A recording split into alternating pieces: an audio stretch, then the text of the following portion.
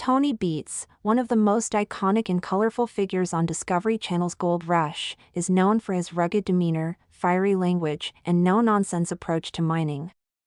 However, in 2014, Beets found himself in hot water, not for his mining methods, but for an environmental incident that would lead to his criminal conviction. The incident in question occurred in Yukon, Canada, where Beets was operating one of his mining sites. During the filming of an episode of Gold Rush, a subcontractor working with Beets, Mark Favrin, poured several liters of gasoline into a dredge pond and lit it on fire. The blaze, which was described in the episode as a Viking baptism for the dredge, was intended to symbolize good luck.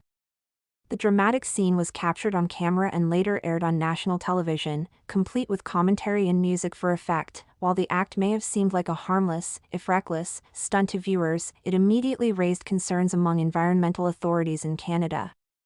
Fuel being deliberately poured into a body of water and then ignited is a serious violation of environmental law, especially under the Yukon Waters Act, which regulates the use and contamination of water sources in the region. The legal repercussions came in 2017 when Tony Beets and his company, Tamarack Inc, were formally charged and convicted of allowing the deposit of a harmful substance into waters that could affect fish and wildlife. The court proceedings revealed that Beets had knowledge of the stunt and failed to stop it or report it afterward.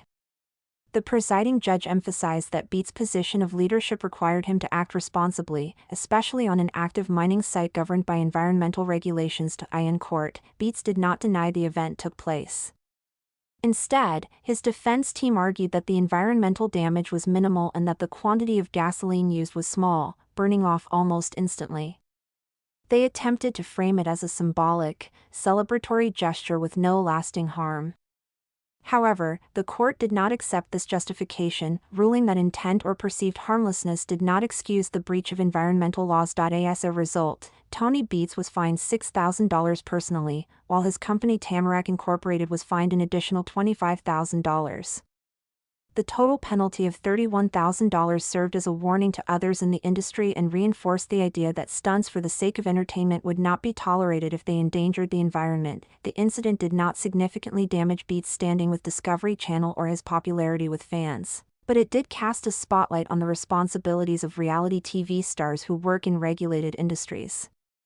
Mining is already a contentious practice when it comes to ecological impact, and actions like the one Beets allowed only add fuel to the fire, both literally and figuratively. Today, Tony Beets continues to be a central figure on Gold Rush, but the Viking baptism incident remains one of the most controversial moments in the show's history.